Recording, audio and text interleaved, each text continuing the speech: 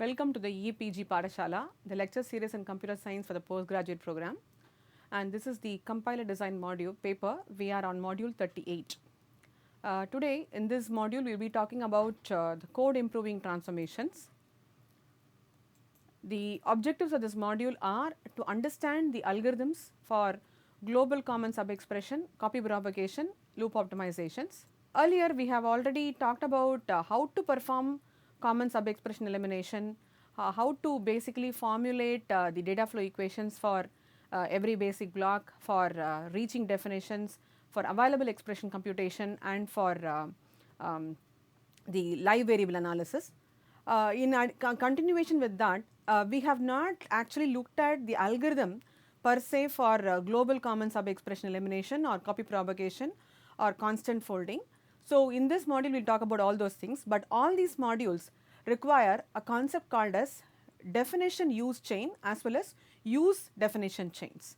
So, these two information are basically one and the same only, but it is just representing in a different way where which will be definitely useful for the global common subexpression algorithm as well as the other loop optimization techniques also.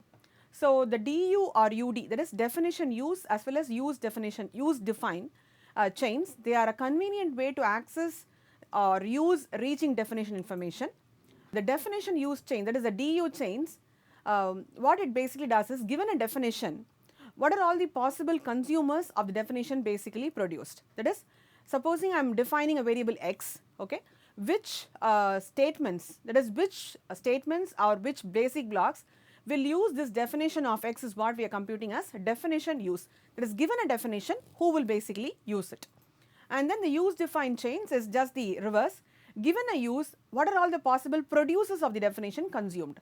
So, supposing I am saying A is equal to B plus C, B and C are going to be used. Who produced B and C is what we are trying to find out. Okay. So, these two information are definitely required for computing the live variable analysis, which we have already seen, where we have a use of a basic block and you also have a definition of a basic block. In addition to that, these two concepts will be used subsequently in all the modules where we will talk about copy propagation and constant folding. This is from another textbook where I have R1 is equal to memory of R2 plus 0 and R2 is equal to R2 plus R1 and R3 is equal to R1 into R4. Now, look at these three are definitions of R1, R2 and R3. Now, as you can see, the statement, the third statement uses R1. Okay. So, the definition use of R1 is from 1, it is being used by 3 as well as by 4, by statement 4.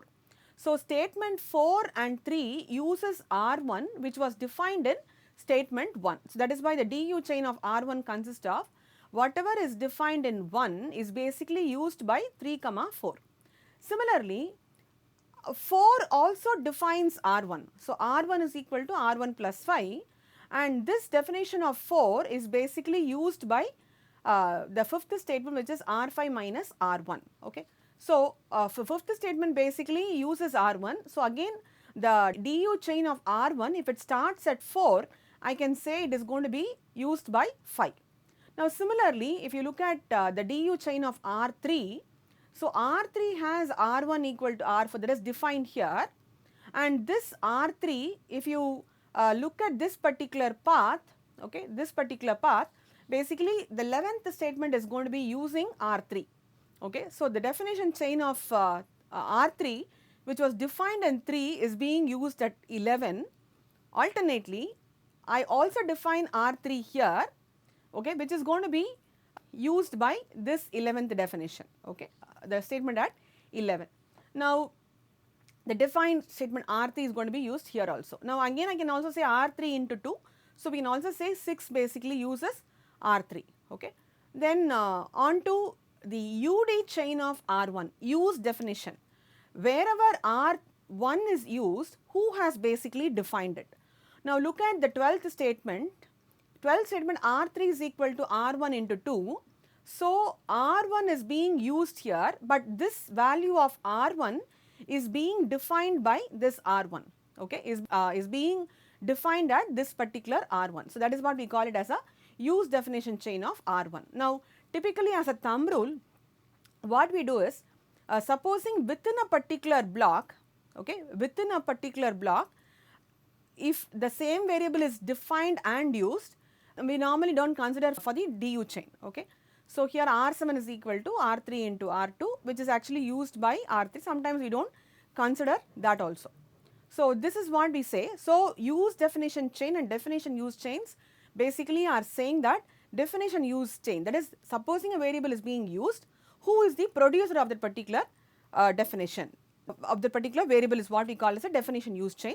And use definition chain, supposing something is being used, who is the producer. So definition use is going to be who is the consumer, use definition is going to be who is the producer of the particular variable. So these two are also required for the subsequent computation. Now the global common sub expression elimination, we have already seen this in the context of what it does basically, rather how is it getting eliminated.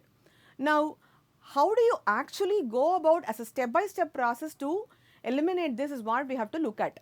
Now the available expression algorithm, which we have already seen in the previous module, computes and informs whether an expression is common at a particular point P.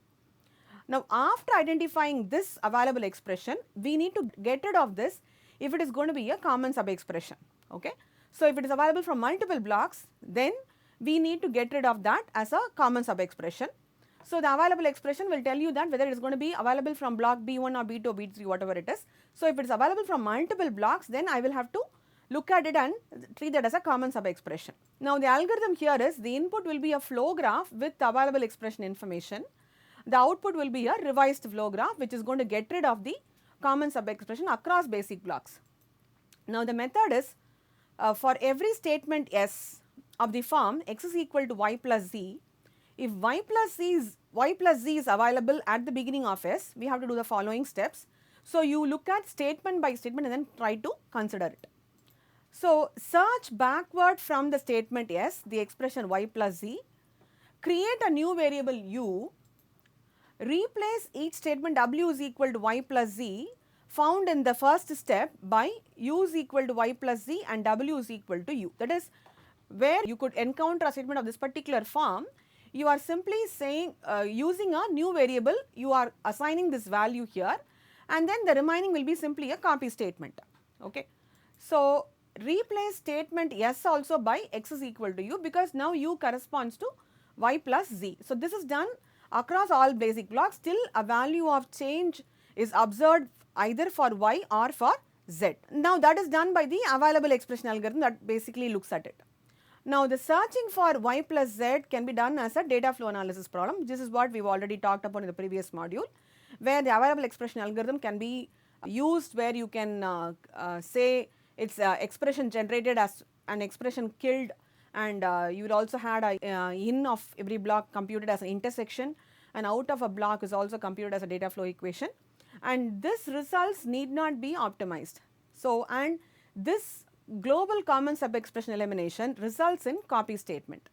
For example, this case is not handled by the algorithm we have just now mentioned, where consider this scenario where a is equal to x plus y, b is equal to a into z, okay. Now c is equal to x plus y and d is equal to c into z. Obviously we know that x plus y and x plus y are common sub expressions.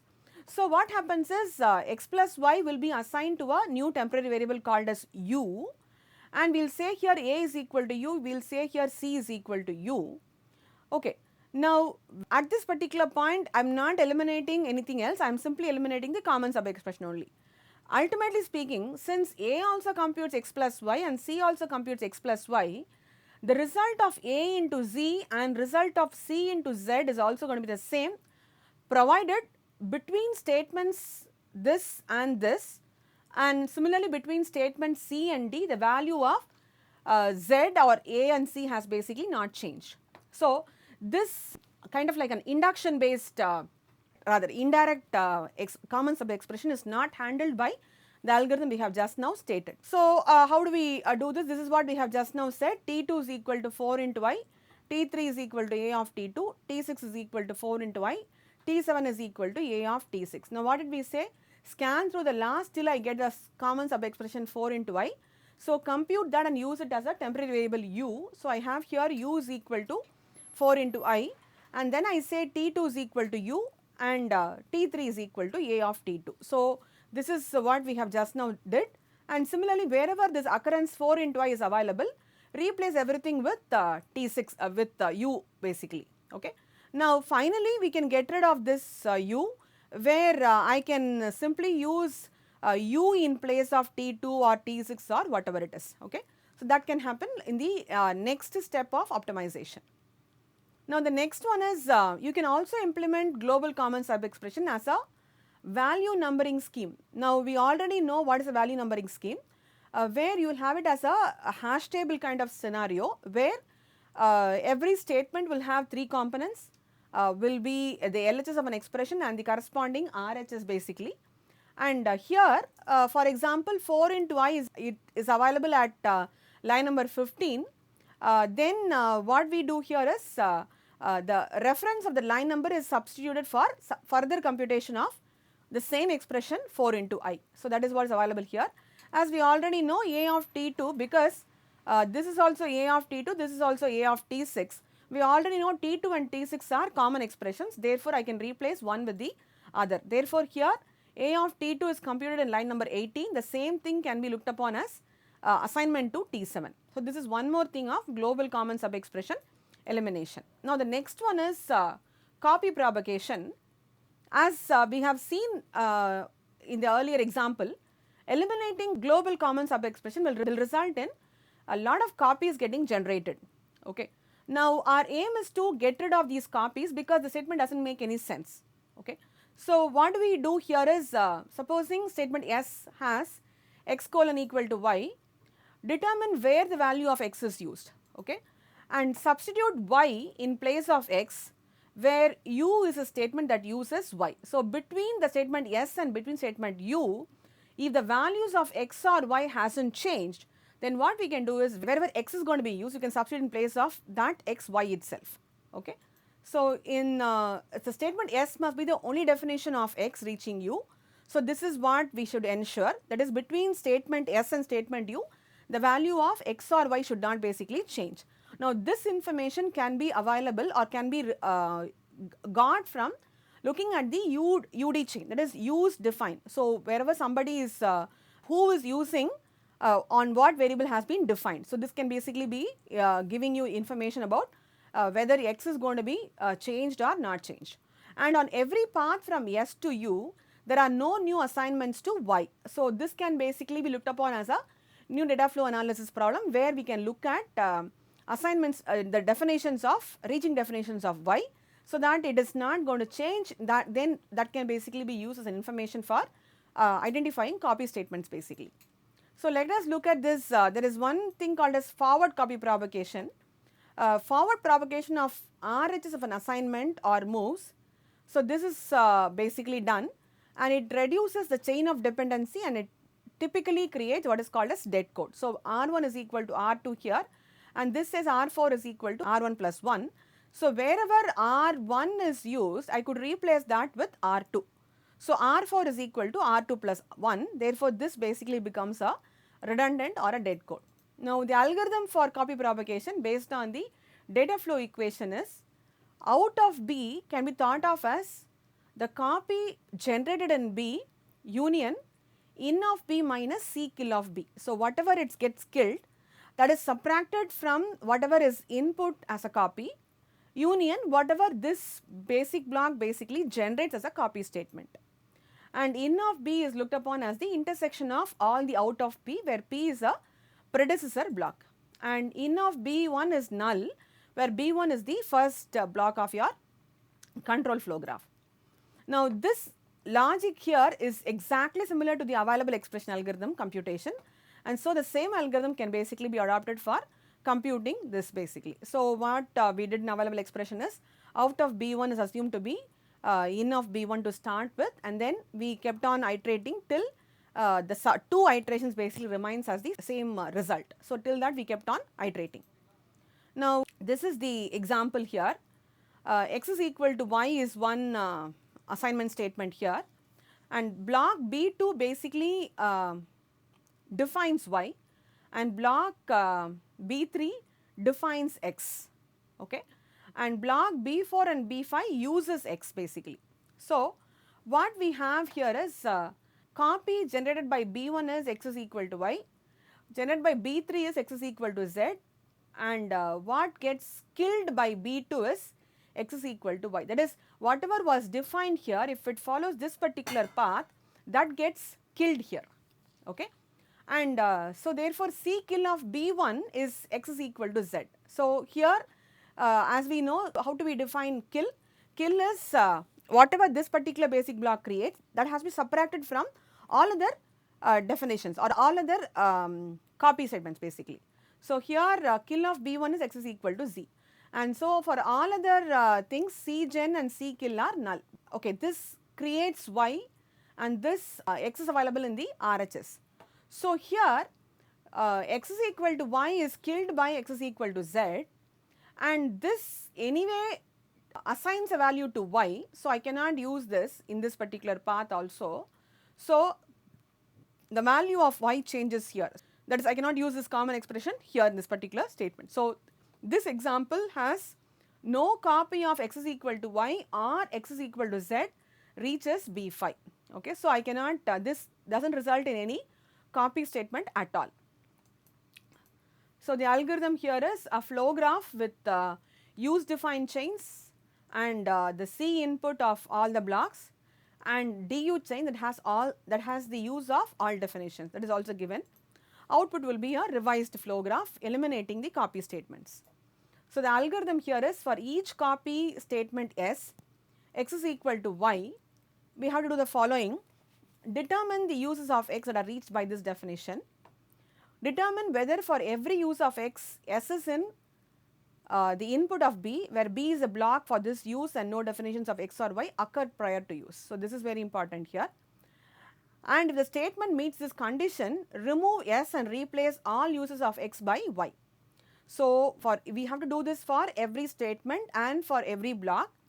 So look at the UD chain basically, determine the uses of X that are reached by this particular definition, and determine whether for every use of X, S is in C in of B, where B is a block for this use and no definitions of X or Y occurs prior to this use. So X is equal to Y, I can look at is using UD chain, and whether the definition chains, the use chains based on this definition defines only this particular statement is what we have to basically check for. After this check, we can ensure that this is, I can replace wherever X is used by Y itself. Now copy propagation typically gets created due to global common subexpression elimination. The next one is constant propagation.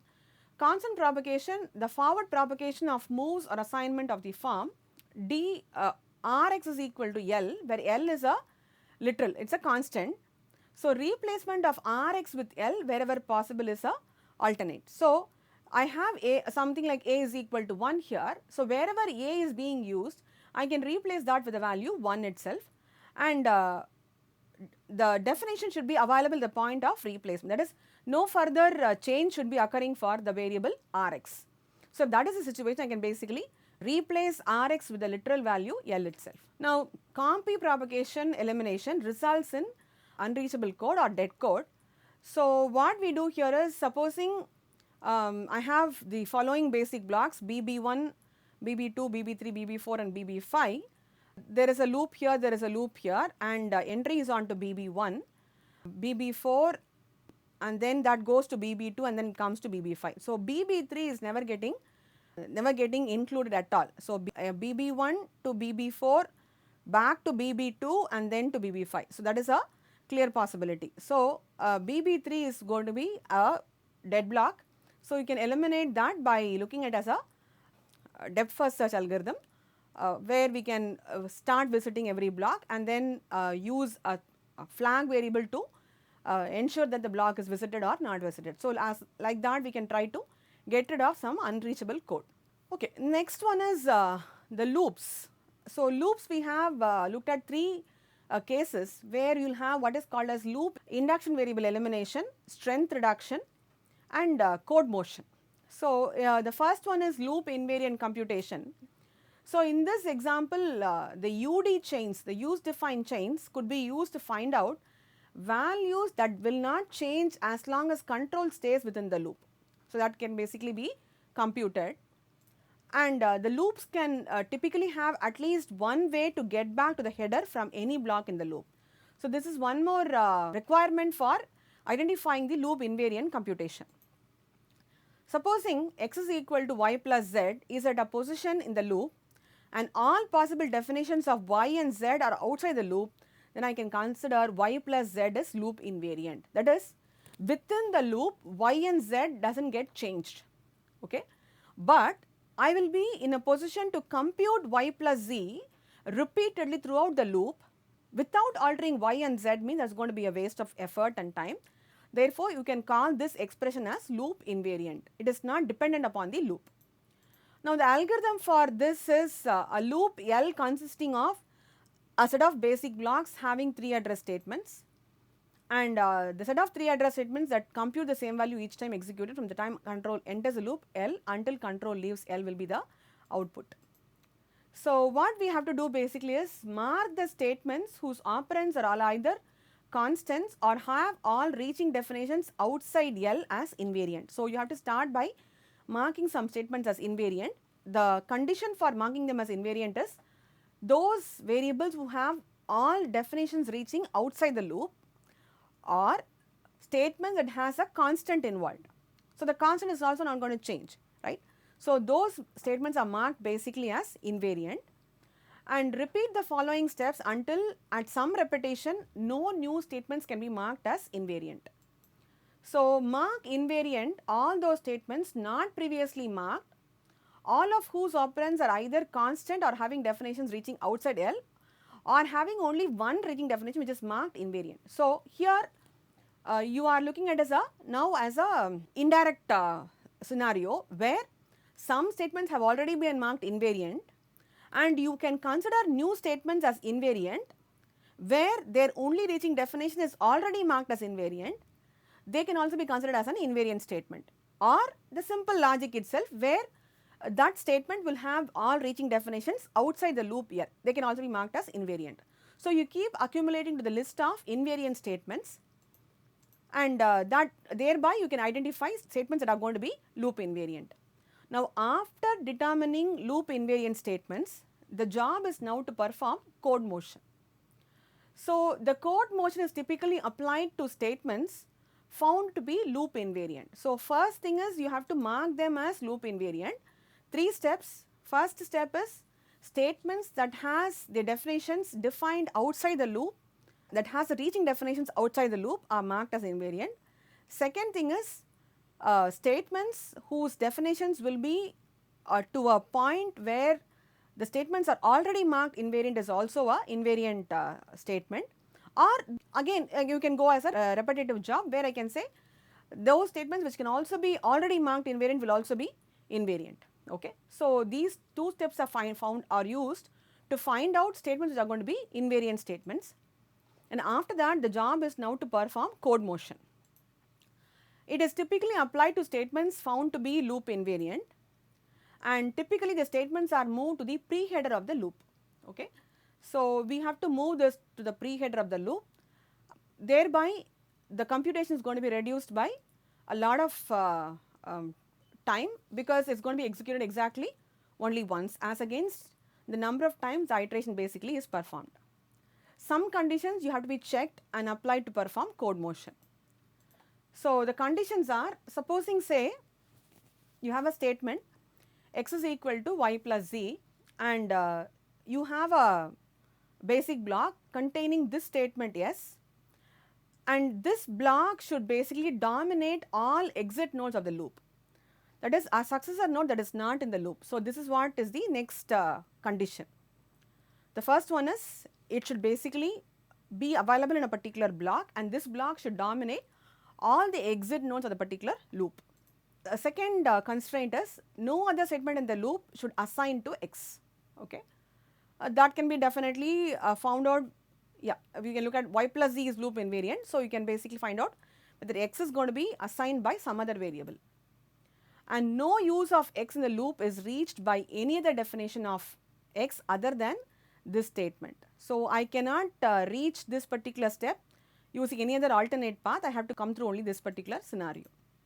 So, the algorithm will be a loop L with UD chain information and dominator information that should dominate all the nodes for exit scenario.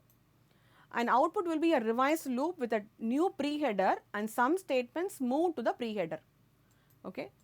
So, what do we do here is identify the loop invariant statements defining x, and for each statement S defining x, find that it is available in the block that dominates all exits of L, this has to be verified, and that x is not defined elsewhere in L. So, you are not defining x again in the loop, and all uses in x, L of x can only be reached using the statement yes. So, the statement should be encountered that computes x, and that should be used by subsequent statements, that is what we have to find out. After doing this, move in the order found by loop variant algorithm each statement S to a newly created pre-header. So, you create a pre-header and then move these statements ensuring that the properties have been satisfied. Now, for example, here this is a case of illegal code motion. So, I am defining I is equal to 1 here, I am checking whether u less than v go to B3, okay, and if not it will come here, it will compute v is equal to v minus 1, and then it will compute j is equal to I here after this condition is basically satisfied, and then it will go back to B3. Now, an alternate path will be assigning I is equal to 2 and u is equal to u plus 1. Now, this I is equal to 2, it is an assignment statement. So, therefore, it can be identified as loop invariant because subsequent values of definition of I. Okay. So, j is equal to I is defined here. So, I cannot move this to the pre-header because only if it comes through this particular path, the value of j gets I as 2. There is no reason that it has to come through this particular path. This is also a valid path only. Therefore, in that case, j will be having a value of only 1. So, this is an illegal code motion. So, you have to ensure that you will consider all possible paths to check whether the value of a particular variable remains as it is or the way how we interpret. Okay. That is, care should be taken on that. So, to summarize this particular module, this module we have discussed algorithm for common sub-expression, which is global common sub-expression and copy propagation. We have also looked at some unreachable code and how to eliminate those unreachable code using looking at all possible loops. We have also looked at the code motion and the loop invariant computation for loops is concerned. The next module will discuss the other loop optimization techniques and further optimization that is possible with respect to what is called as dealing with aliases. Thank you.